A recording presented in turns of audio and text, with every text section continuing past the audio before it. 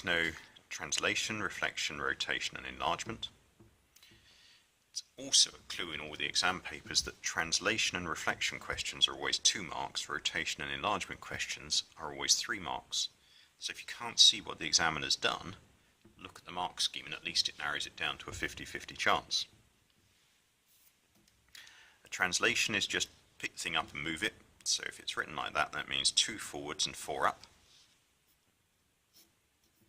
This one would mean 1 back and 2 down. When we did algebra, you learned how to draw these lines. So the line x is 2 is made up of all the points with an x value of 2. So I can start by working that out by plotting 2, 0, 2, 1, 2, 2, 2, 3. So all these points have an x value of 2, which means I can see that this is the line x equals 2. I can do the same thing for y equals minus 1. If I plot all the points with y equals minus 1, so I could do 0 minus 1, 1 minus 1, 2 minus 1, 3 minus 1. If the rule is that they've all got to have a y value of minus 1, then they end up there. And then the 2 most common ones, the diagonal ones, if the y value is equal to the x value, then if x was 1, y would have to be 1. If x was 2, y would have to be 2. If x was 3, y would have to be 3, and so on. So here is the mirror line, y equals x.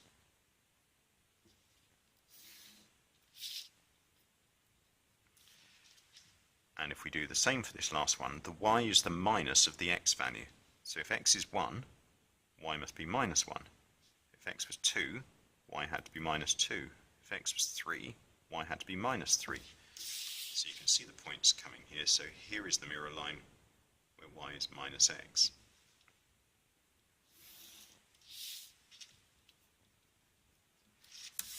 So now you can put your mirror line in place. You can do the reflection.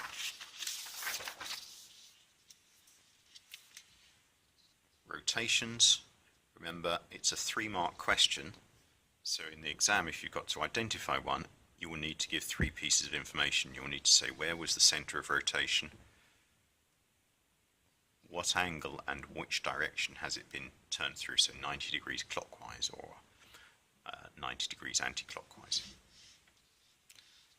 And enlargements, remember everything is enlarged from the center of enlargement. So here's a scale factor of 2, for example, because whatever that distance is, this distance from the same center of enlargement is twice as big. For foundation T, you don't need to worry about fractions and negative enlargements. So here's a question. If we start by plotting our original triangle, 1, 1, 2, 3, 4, 1, 3, 2. So there's my original triangle.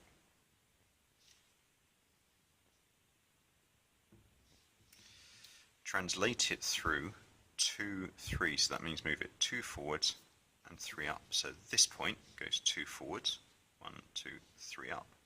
This point goes 2 forwards, 3 up. This point goes 2 forwards, 3 up. So it ends up there. That's my first one. Ask me to label it 1. Reflect it in the line y equals x. So this is the line where the y value is the same as the x value.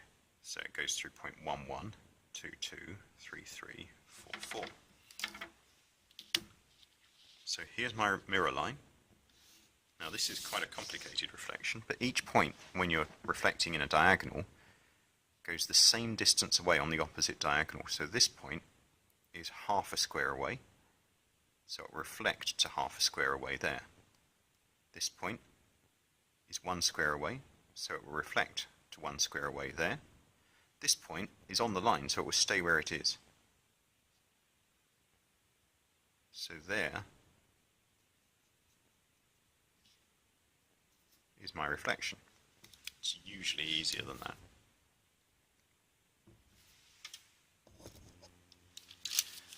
And finally, if I have to rotate it 90 degrees clockwise about 0, 0.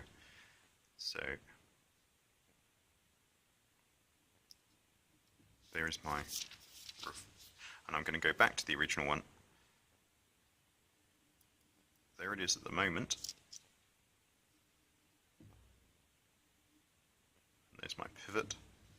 Clockwise, clocks go round in that direction. So if I rotate it 90 degrees clockwise, it will end up down there. So I can see where the points are.